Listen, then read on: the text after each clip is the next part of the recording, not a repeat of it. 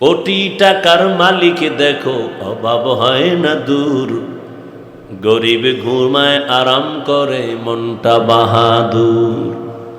ফেরাউনের লাশটা দেখো মিশর জাদু ঘরে, খায় না মাটি পোকা মাছি সবাই ঘৃণা করে। হৃদয়ে থাকিবে যার নম্রতা সদা, রহমত আসিবে সেথা প্রভুর ওয়াদা। বড়র বড়াই থাকলে দিলে রহমত আসবে না, নিজেকে নিজে ছোট মনে করিও সাদা। উঁচু জমিন থেকে পানি নিচু জমিনে যায়, তেমনি খোদার রহমত আসে নম্রতার হৃদয়। ভোগবিলাসের বাড়ি গাড়ি পরে রবে সব, থাকতে সময় স্মরণ করো আল্লাহ আমার রব। দুনিয়াতে আসছি বিদায় বেলা কাফন তিনটা, তাও এক কালার, এক কবরের সাইজ একটু আলাদা। ফেনী এলাকার মানুষের কবর মনে হয় এক হাত বড় হবে, কবরের সাইজও এক। ও বুদ্ধিমানেরা, আমগো বোকাদের কথা একটু শুনো, মানবা কিনা এটা তো তোমার এখতিয়ার। ভুল করার এখতিয়ার আছে সবার, ভুল ধরার এখতিয়ার সবার নাই। একটা উসুল বলে দিলাম, মনে রাখবেন, ভুল করার এখতিয়ার আছে সবার, কিন্তু ভুল ধরার এখতিয়ার সবার নাই। মা বাবায় ভুল করছে, সন্তান তুমি উল্টা পাল্টা ব্যবহার করবা, অধিকার নাই, এখতিয়ার নাই। ভুল মাও করতে পারে, বাবাও করতে পারে, শিক্ষক করতে পারে, ছাত্র করতে পারে, সন্তান করতে পারে, ভুল করতে পারে সবাই, ধরার অধিকার সবার নাই। নামাজের ইমাম সাহেব ভুল করে না? করে না? এই কথা কইেন, কষ্ট হইলেই আমি মোনাজাত দেব। আর আপনাদের কষ্ট হয় কিনা এটাও আমি টের পাই আলাম উঠলে। যদি উঠে বুঝবো যে কষ্ট হইতেছে, আলহামদুলিল্লাহ রব্বিল আলামিন, শুরু শেষ, আর 1 বছরে মোলাকাত হবে না। কিছুক্ষণ শুনবেন, আল্লাহ আপনি সবাইকে কবুল করেন। ইমাম সাহেব নামাজে দাঁড়াইছে, ভুল হতে পারে না? পারে না? ইমাম মাইক কানে লাগায় কেরাত শুরু করছে, পাশে চায়ের দোকান আছে না? চায়ের দোকানে কয়টা বেনামাজি বয়ে বয়ে চান পান করে আর বিড়ি টানে, নামাজে যায় না। ইমামের তেলাওয়াত কানে আসতেছে। আল্লাহর কুদরতি পরীক্ষা, ইমাম সাহেব আলহামদু সূরার মধ্যেই ভুল করে ফেলেছে। বেনামাজিটি হচ্ছে না, একটা চায়ের কাপ ফালায় করলো কি ইমাম সাহেব, লোকমা দিয়া লই। জানালা দিয়া তাকায় ইমাম সাহেব করলেন কি? কি দিছে? লোকমা। মাসালা জানেননি?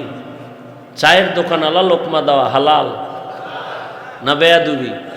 এটা লোকমা না বেয়াদবি? ওই বেনামাজির লোকমা দেওয়াও জায়েজ নাই, ওর লোকমা দিলে ইমাম সাহেবকে নেওয়াও জায়েজ নাই। কিন্তু ভুল হইছে, লোকমা দেওয়া লাগবে নি। কারা দিবে? মুক্তাদি মুসল্লিরা দিবে, মানে সব মুসল্লি একসরে চিল্লে উঠবো না? একটা নিয়ম আছে। কি নিয়ম? ইমামের বরাবর পেছনে একজন যোগ্য ব্যক্তি দাঁড়াবে, টাটকা সুদখোর, তাই তো?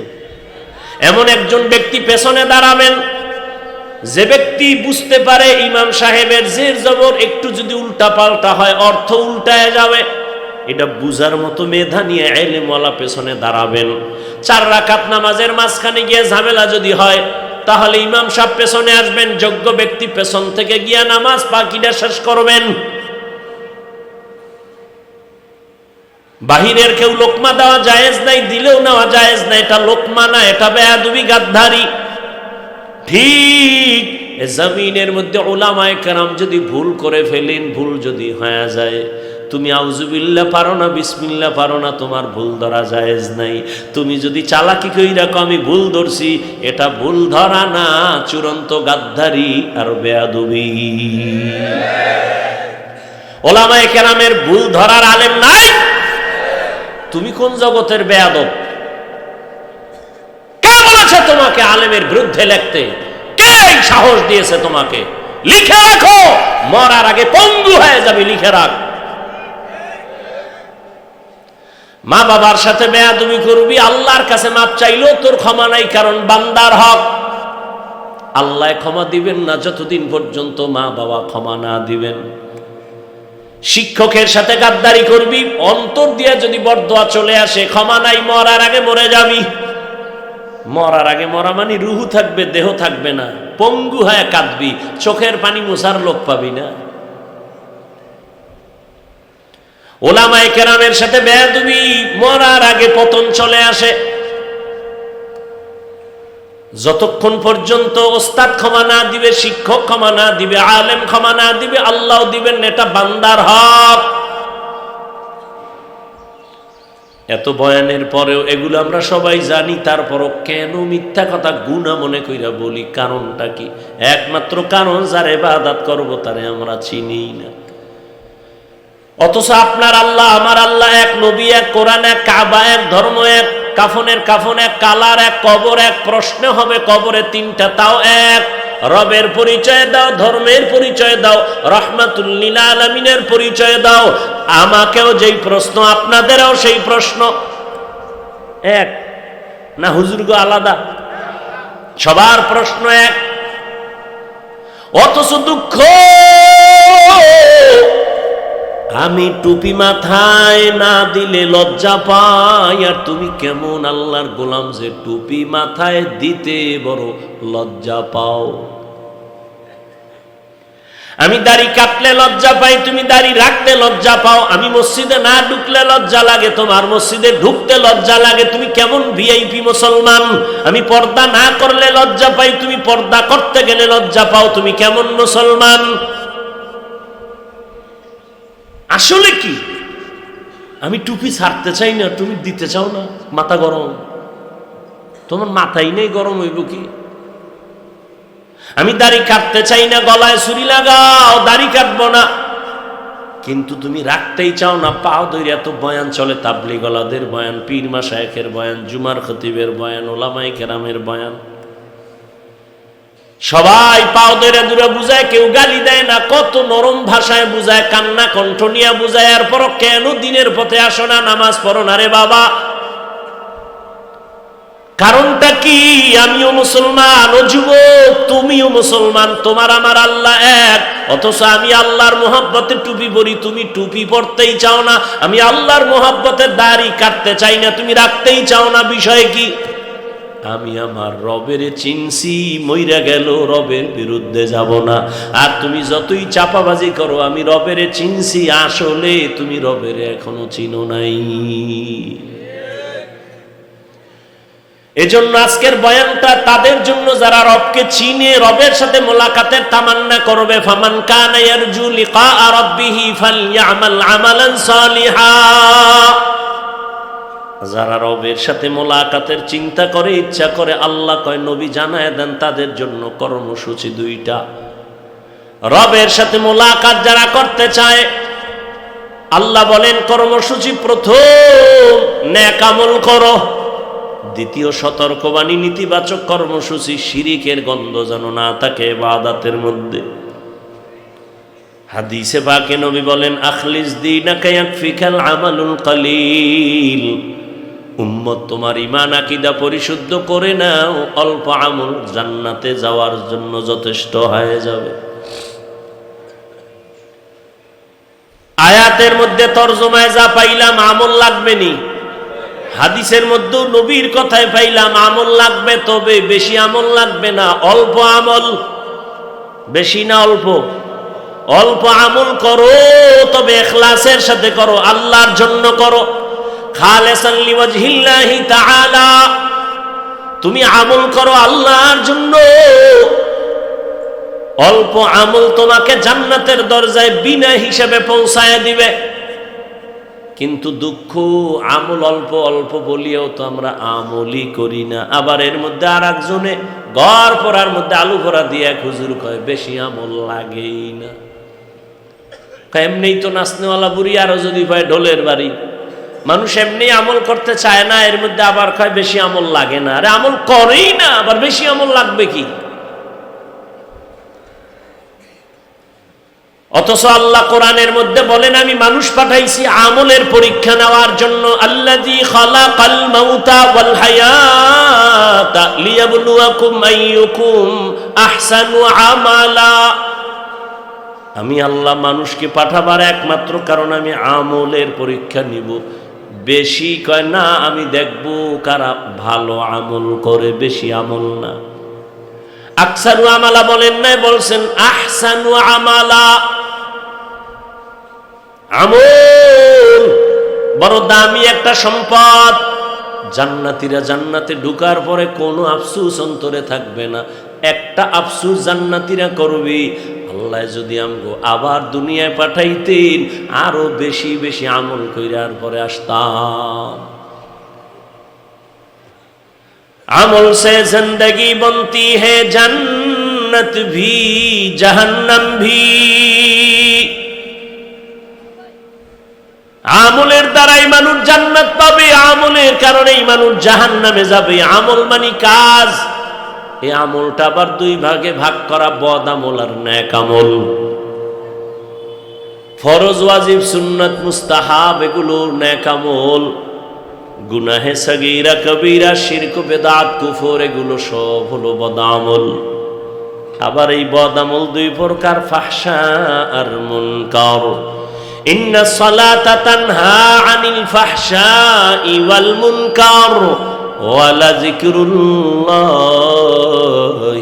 আকবার। আমল করি ওরে মুমিন। আমাকে একটু জবাব দেন, সাহাবায়ে কেরামের মতো দামি কোন মুফতি সাহেব আসেনি? এই মোনাজাতটা দিয়েই ফেলাম, কিন্তু ডিস্টার্ব করেন না, ক্ষতি আপনার হবে, আমার না। এরে আল্লাহর বান্দারা, সাহাবায়ে কেরামদের থেকে বড় মুফাসসির কেউ আছে? বড় মুহাদ্দিস? তারা তো অনেক বড়, তাকওয়াওয়ালা, ইখলাসওয়ালা। ঠিক বলেন, তারা তাহাজ্জুদ পড়ছেননি? বলেন বলেন। ইশরাক পড়ছেননি? আউয়াবিন পড়ছেননি? আবার ওদিকে জিহাদের ময়দানেও তারা গেছেন, ব্যবসাও করেছেন, চাকরিও করেছেন, সন্তানের হক, স্ত্রীর হক সব আদায় করছেন, আবার সারা রাত নামাজে কাটাইছেন। আল্লাহ তাদের এমনি এমনি জান্নাতের সুসংবাদ দেন নাই। আল্লাহ কতটা রাজি হইয়া তাদেরকে জান্নাতের টিকিট পাঠিয়ে দিলেন।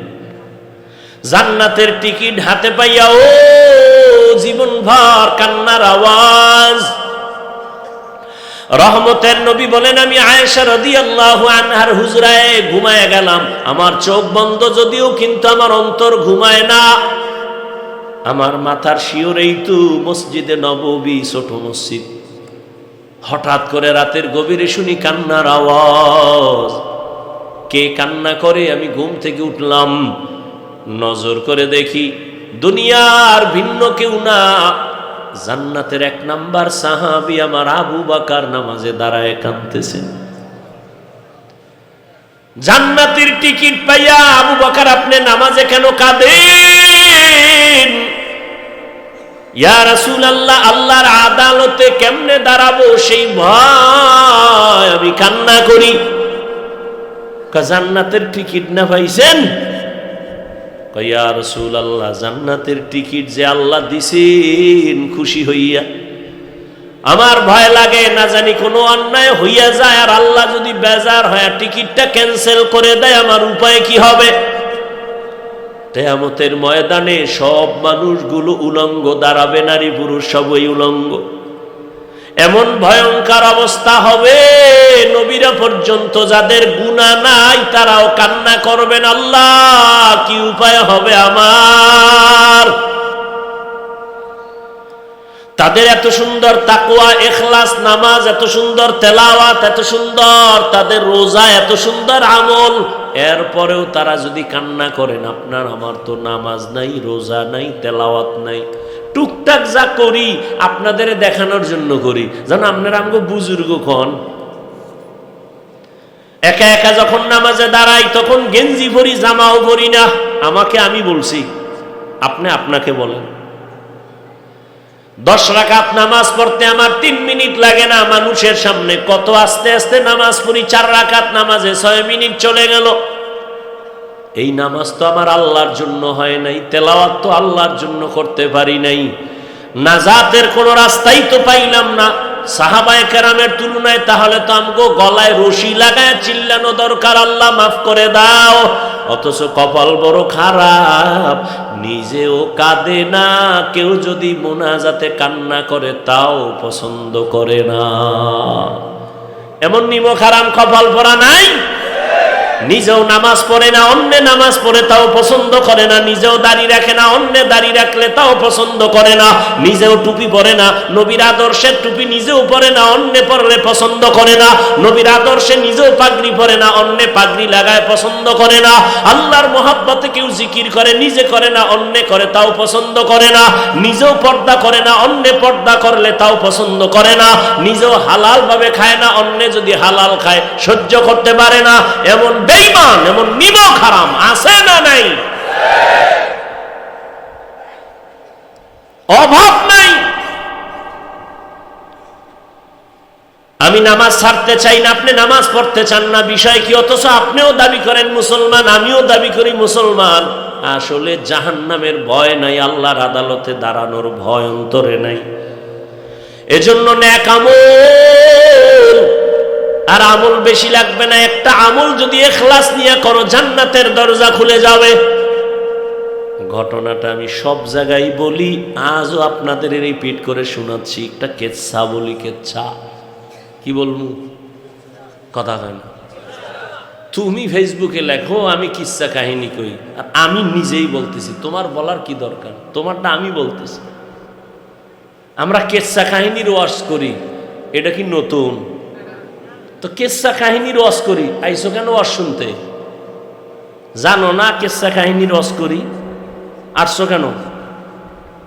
এতগুলো মানুষ আসছে কেন? এই রাত্র 12টা পর্যন্ত বসে রয়েছে কেন? এটির লাডিলে ফিডা কেচ্ছা কাহিনীর ওয়াজ শুনতে আইসো কেন? সব আমার বাপের বাড়ি চলো। দেখতে নারী চলন বাঁকা, নিজের দাড়ি নেই, টুপি নেই, দাড়িওয়ালার বিরোধিতা, টুপিওয়ালার বিরোধিতা। তোর কপালে কার অভিশাপ লাগছে? তাড়াতাড়ি দোয়া নে, তওবা কর। ওই যে শুরুতে বলছি না, মা বাবার অভিশপ্ত সন্তান ছাড়া আলেমের বিরোধিতা করে না। মা বাবার অভিশপ্ত সন্তান। কেচ্ছা কাহিনী কি বুঝাইতে চায় সাধারণ মানুষকে? আমরা কেচ্ছা কাহিনী রস করি। আরে আহমক, আরে জাহেল, নির্বোধ। পৃথিবীর শ্রেষ্ঠ কেচ্ছা কাহিনীর কিতাবের নাম কোরআন শরীফ। তোর বুকের পাটা থাকলে দাঁড়া, আর আমি যা বলি লেখ। পৃথিবীর শ্রেষ্ঠ কিচ্ছা কাহিনীর কিতাবের নাম কোরআন শরীফ। দ্বিতীয় কেচ্ছা কাহিনীর শ্রেষ্ঠ কিতাব হাদিস শরীফ।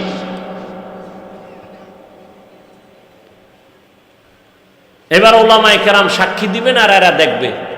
কোরআন শরীফের মধ্যে বাঘের কেচ্ছা নাই? ওলামায়ে কেরাম বলেন, যারা আলেম আছেন বলেন। গরুর কেচ্ছা নাই, সাপের কেচ্ছা নাই, পিপিলিকার কেচ্ছা নাই, মশামাছির কেচ্ছা নাই, হাতির কেচ্ছা নাই, উটের কেচ্ছা নাই। কি বুঝাতে চাও মানুষকে?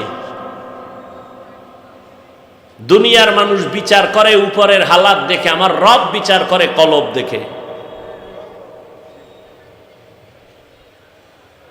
একটা কেচ্ছা শুনাই না? শুনবেন? হ্যাঁ শুনেন।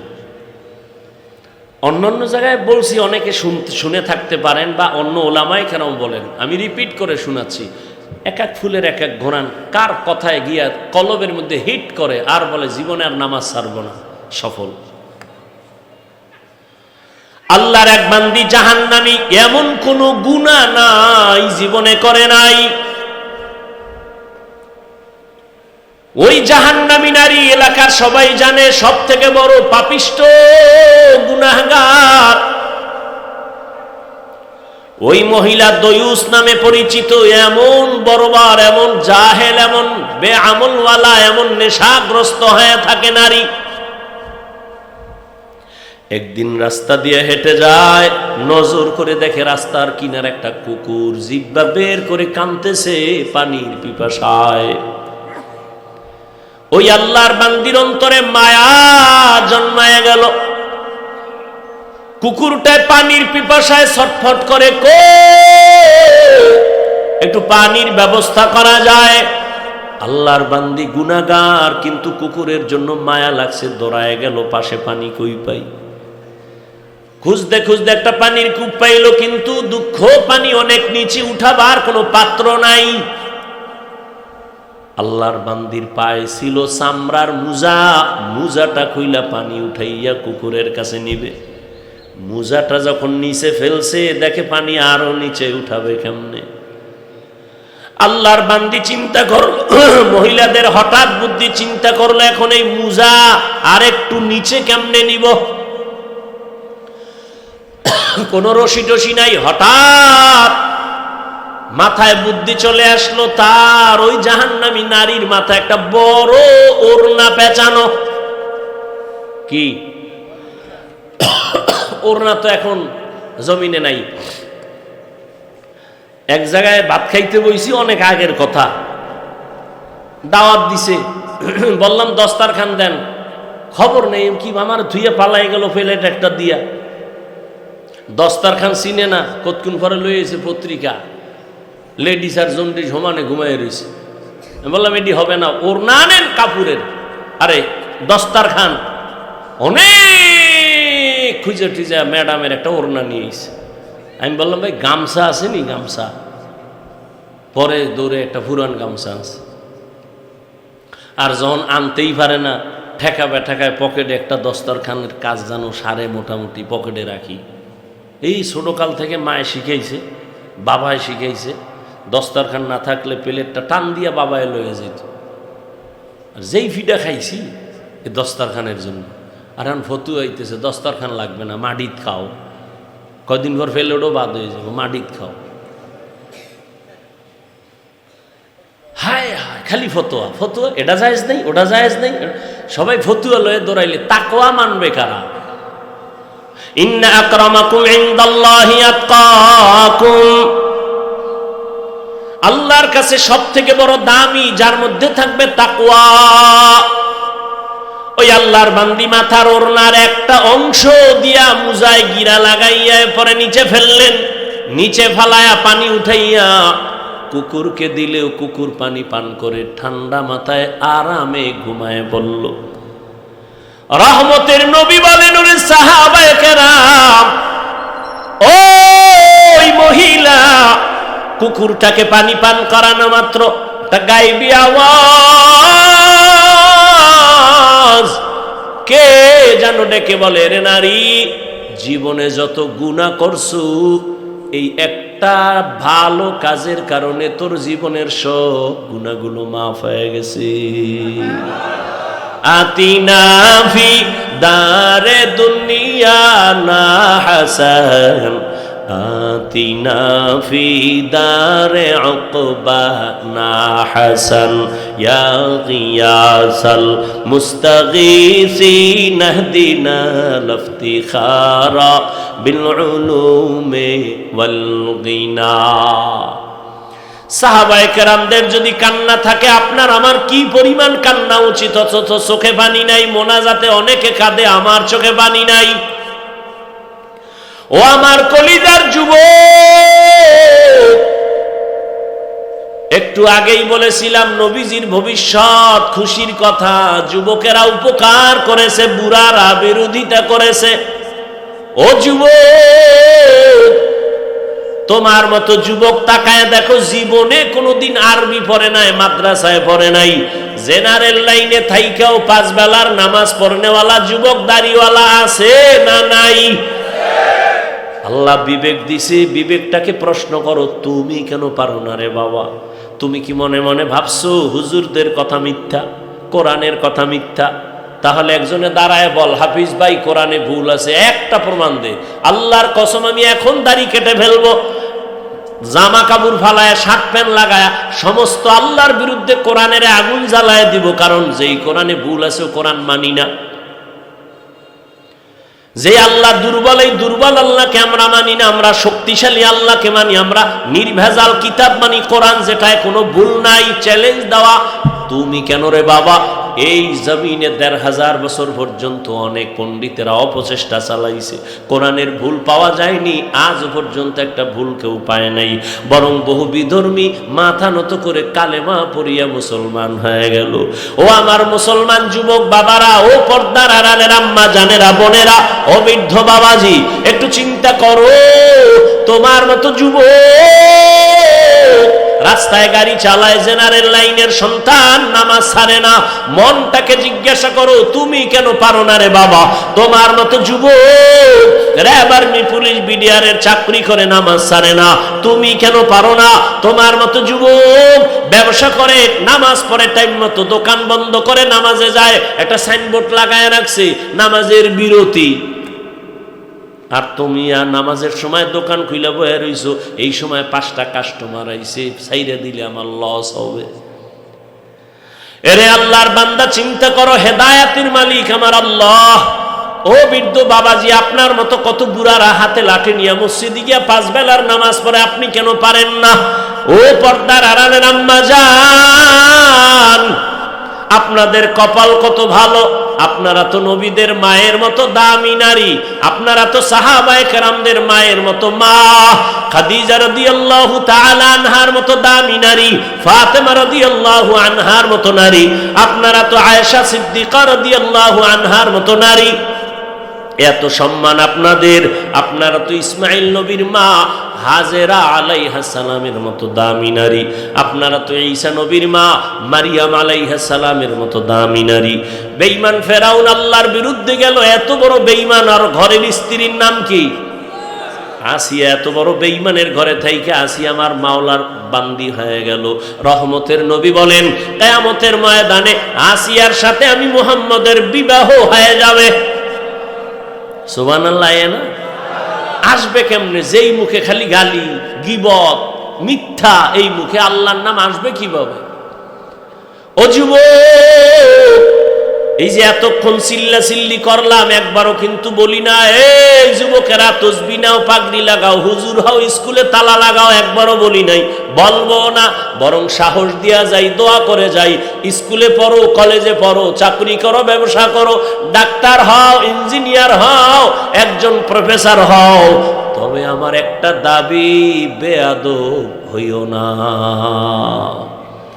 তোমার ব্যবহারে যেন কখনো মা বাবা কষ্ট না পায়, ওলামায়ে কেরাম কষ্ট না পায়, বন্ধু কষ্ট না পায়, শিক্ষক যেন কষ্ট না পায়। ও যুবক, মা বাবার দোয়া নিয়ে সামনে আগাইও। যদি সফল ডাক্তার হতে চাও, সম্মানের সাথে জীবন কাটাইতে চাও, মা বাবার দোয়া নিয়ে চলিও, আদর্শ ডাক্তার হইও, আদর্শ ইঞ্জিনিয়ার হইও, আদর্শ প্রফেসর হইও। আর যদি মা বাবার দোয়া না নিয়ে মাস্তানি করো, ডাক্তার হবি ঠিক, কিন্তু তাসলিমার মতো জুতা খাবি। ওলামায়ে কেরামের দোয়া ছাড়া যদি চলো, শিক্ষকের দোয়া কত বড় দামি। আব্বা আম্মা আমাকে কান্না কইরা দোয়া করছেন, আল্লাহ আমারে মানুষের রাস্তায় নিছেন, কিন্তু এই চেয়ারে বৈশা বয়ান করা আমার আম্মায় শিখায় নাই, আমার আব্বাই আমারে শিখায় নাই। হাতে দইরা দইরা রাত দিন কষ্ট কইরা কইরা আমার উস্তাদ আমারে বয়ান শিখাইছেন, আমারে কলম দিয়া লেখা শিখাইছেন, চক দিয়া সিলেটে লেখা শিখাইছেন। অতএব মা বাবার দোয়াও যেমন সফলতার পুঁজি, আমার শিক্ষকের দোয়াটাও আমার জন্য সফলতার পুঁজি। ঠিক আবার বিপরীত লাইনে, মা বাবার বরদোয়া জীবনের একটা আগুন, শিক্ষকের বরদোয়া জীবনের একটা আগুন। রাস্তায় চলি, কত পাগল মাঝে মাঝে দেখি, ল্যাংটা অর্ধুলাঙ্গ, কিন্তু আরবিতে কথা কয়, ইংলিশে কথা কয়। চিন্তা পড়ে গেলাম, পাগল হয়ে কি আবার ইংরেজি শিখলো কোথায়, আরবি শিখলো কোথায়? একা একা ভেবে ভেবে জবাব বের করলাম না, ও পাগল হয় কোনোদিন ইংলিশ শিখে নাই, আরবি শিখে নাই, কিন্তু মাদ্রাসায় ভালো ছাত্র ছিল, বেয়াদবি কইরা পাগল হয়ে গেছে। স্কুল কলেজের ভালো স্টুডেন্ট ছিল, বেয়াদবি করার কারণে রাস্তার পাগল হয়ে গেছে। এরকম দুই একটা পাগল, ভালো শিক্ষিত পাগল হয়ে গেছে, দেখছো নি? আরো কর, আরো চালাকি কর, দেখ তোর লঙ্গি কবে খুলে, কর আরো মাস্তানি, শিক্ষকের সাথে বেয়াদবি কর।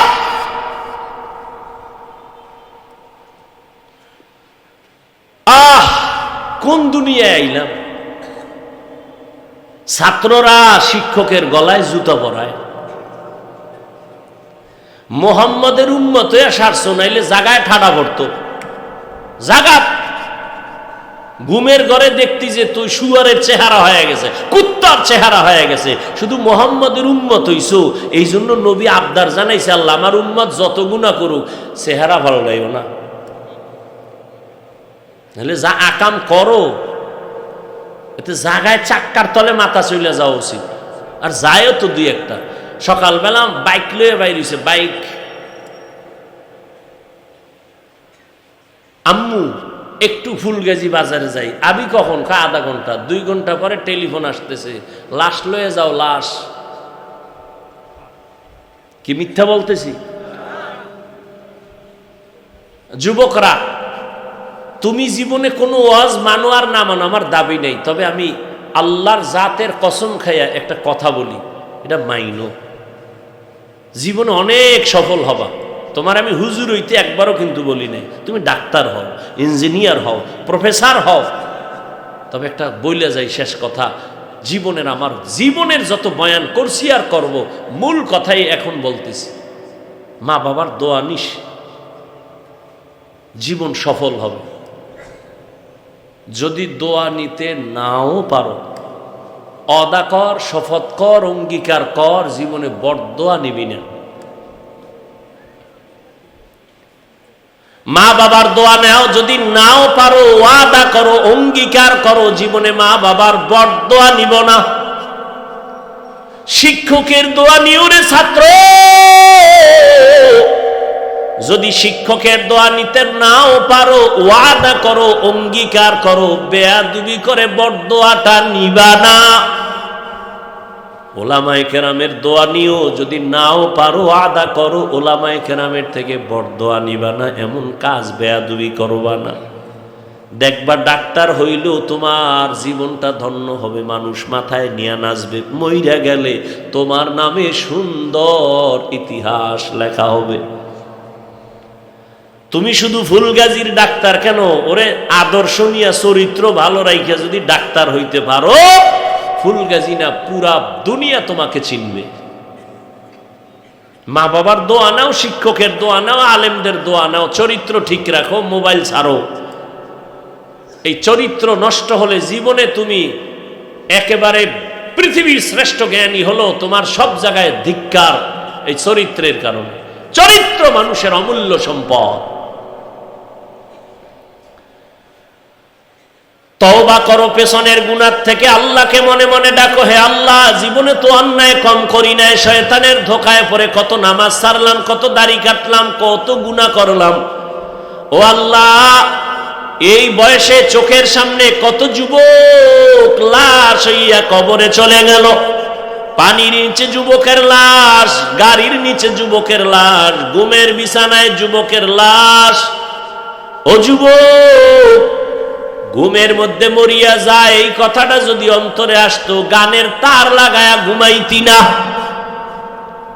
অনেকে রাতের বেলা গানের তার কানে লাগায়া শুনতে শুনতে ঘুমায়। যদি একটু চিন্তা করতো, আজরাইল যদি রাত্রে আইসা আমার রুহুটা নিতে চায়, আইসা যদি দেখে গানের তার কানে লাগানো, কি উপায় হবে?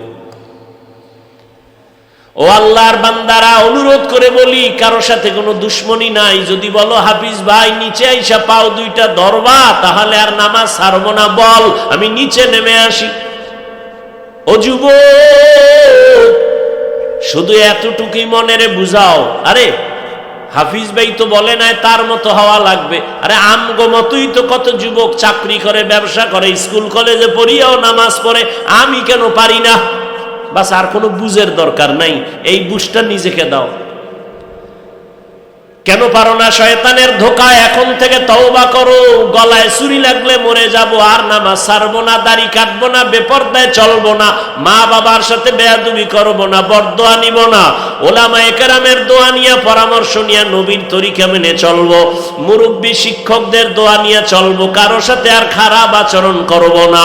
পর্দার আড়ালের আম্মা জানেরা, আপনার সন্তানগুলোকে আদর্শওয়ালা বানাবেন, স্বামীর মাল হেফাজত করবেন, 5 বেলার নামাজ পড়বেন, পর্দা করবেন। আপনার মতো বহু মায়ে এখনো আছে নামাজ ছাড়ে না, বেপর্দায় চলে না, মোবাইলে সময় নষ্ট করে না। আপনি কেন পারবেন না? একটা সন্তানকে আদর্শ ডাক্তার বানায় যাবেন, জীবনটা ধন্য হবে। সন্তান ডাক্তার হইলেও মা বাবার জন্য কোরআন পড়ে দোয়া করতে ভুল করবে না। এরে আম্মা জানেরা তওবা করেন, বৃদ্ধ বাবাজি তওবা করেন। জীবনে যত অন্যায় করছি আমার আল্লাহকে মনে মনে বলেন, আল্লাহ জীবনে আর গুনাহ করব না, নামাজ ছাড়বো না, বেপরদায় চলবো না, দাড়ি কাটবো না, মা বাবার সাথে বেয়াদবি করব না, আর কোনোদিন কারো উপরে জুলুম করব না, কারো হক নষ্ট করব না, নবীর তরিকা মেনে 5 বেলার নামাজ পড়ব, মা বাবা মুরব্বী উলামায়ে কেরামের পরামর্শ দোয়া নিয়ে চলবো। তওবা কারো নসিবে তওবা আসবে তাও জানা নাই। আমি বয়ানের শুরুতে বলেছিলাম, আবু জাহাল নবীর 13টা বছর দেখলো, বয়ান শূন্য, কপালে কালেমা জুটে নাই। আর 27 বছরের যুবক ওমরের মতো বান্দা তরবারি নিয়ে নবীকে জবাই করতে গিয়া মুসলমান হয়ে গেল। জানি নেই ময়দানে কোন বান্দার নসিবে তওবা চলে আসবে। একদল মানুষ তো আবু জাহালের মতো অন্তর খারাপ, নিজে কাঁদবে না, তওবাও করবে না, বাইরে গিয়া আরো বিরোধিতা করিয়া গুনার পাল্লাটা ভারী করবে। আর একদল ওমরে ফারুকের মেজাজ নিয়ে বসছে, গুনার কথা স্মরণ হওয়া মাত্র চোখের কোঠায় পানি আসছে, গোপনে কান্না করে আর আল্লাহকে বলবে, হে আল্লাহ মরণ তো কখন হবে জানা নাই, আর জীবনে নামাজ যত ছাড়ছি আর ছাড়বো না, বেপরদায় চলবো না, এখান থেকে তওবা করিয়া বিদায় হইয়া ফজরের সময় আবার মসজিদে হাজির হয়ে যাবে। ও আল্লাহ, জানি না ময়দানে কার কপাল কি অবস্থা, কার অন্তরের কি হালাত। ও আল্লাহ, একজনকেও তওবা ছাড়া ফিরাইয়া দিয়েন না। ও আল্লাহর বান্দারা, ও পর্দার আড়ালের মা বোনেরা, যাদের অন্তর তওবার জন্য তৈরি হয়ে গেল, যাদের মুনাফিকি অন্তরে নাই, দুর্বলতা নাই, খাঁটি তওবার নিয়ত আছে, তাদেরকে বলবো, দুটো হাত আমার আল্লাহকে দেখাইয়া দাও। আয় আল্লাহ, হাতগুলো কবুল করে নেন, তওবা কবুল করে নেন, তওবার উপরে মজবুত হইয়া চলার মতো তৌফিক দান করেন, আমিন। আলহামদুলিল্লাহি রাব্বিল আলামিন, ওয়াসসালাতু ওয়াসসালামু আলা সাইয়্যিদিল আম্বিয়া।